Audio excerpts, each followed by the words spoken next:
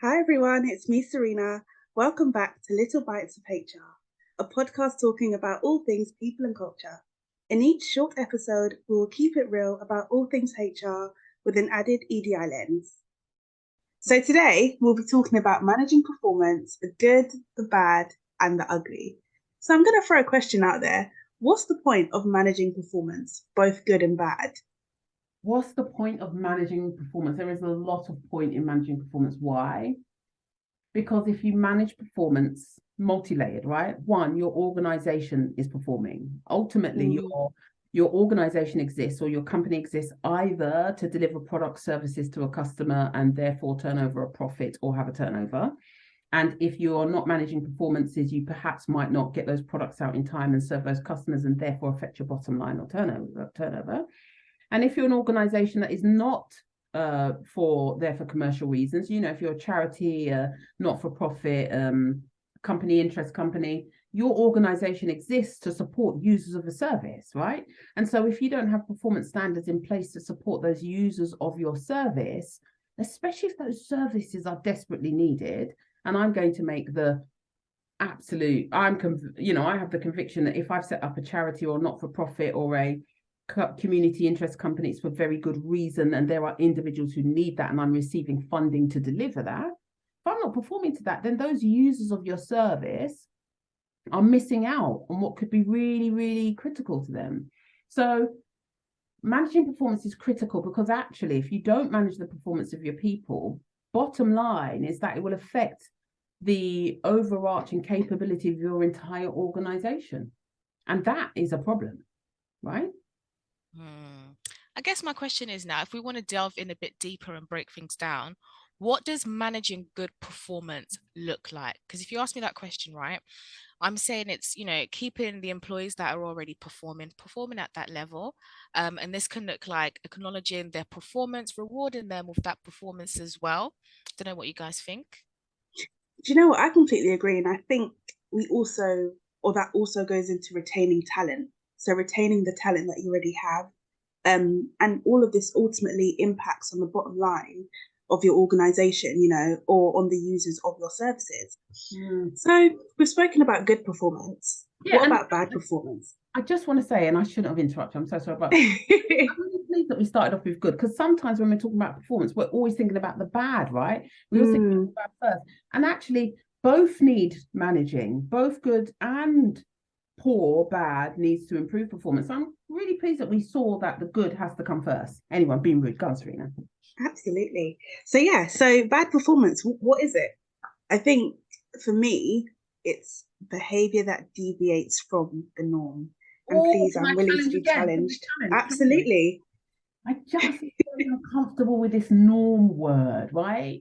I kind of agree, right? If someone's behavior changes and it affects performance, yes. But I just think we need to be really careful when we talk about sort of deviating from the norm. Because what if my norm of performance standards is based on Serena, who are incredibly high performers, but don't have any layers of identity that will potentially impact on their performance, right? So yes, it's about behavior change, but be careful with the norm, because some of that norm could be around sudden changes at home, could be around a hidden disability, a non-disclosure of something that's affecting them. So just my challenge, but I'll be quiet now. I think, to me, to be fair, I would throw out the most obvious one, which is non-delivery of your role. So this is where we're looking at performance, we're looking at numbers. Are you hitting your KPIs, your objectives, the things that have been set to you that are within your job description?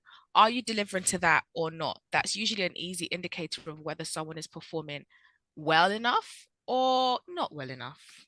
There's also the ones around things like lateness, right? So behaviors, rudeness to staff, rudeness to fellow colleagues, rudeness to customers.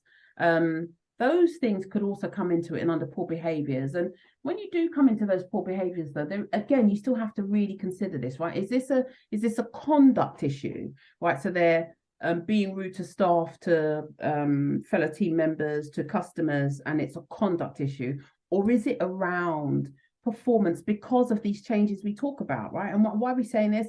It's about really thinking about people and culture with that inclusion lens, and not just having this sweeping decision making about about the differences in everybody's lives. When we think about, you know, during that shutdown period at COVID and the types of things that we were advising our customers to do and consider, you know, individuals who were carers for elderly parents, who had children in the home, performance dipped. So do we go at them with an informal capability process because performance dipped because there's 3 under 5s in the house? Absolutely not. Got to figure out a way to do this. So yeah, poor performance, poor behaviors, rudeness, conduct, lateness, can come under performance management, bad performance, but again, a watch out. Yeah, I agree. And I think there are also some common mistakes that we should look out for. You know, and I think sometimes managers do this, whether it's on purpose or not.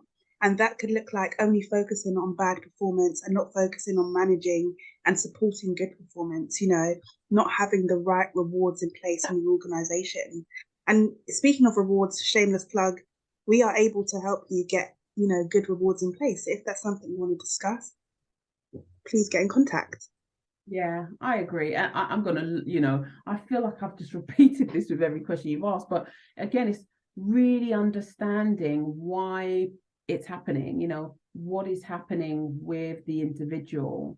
That is a big mistake when line managers just go in and not understand why there's been a change. And that's why there is an informal process first, because you have to think about the mitigating circumstances of a diverse society. You know, has there been a change in their life? Do they have the tools that they need to deliver their roles? Has something happened at home?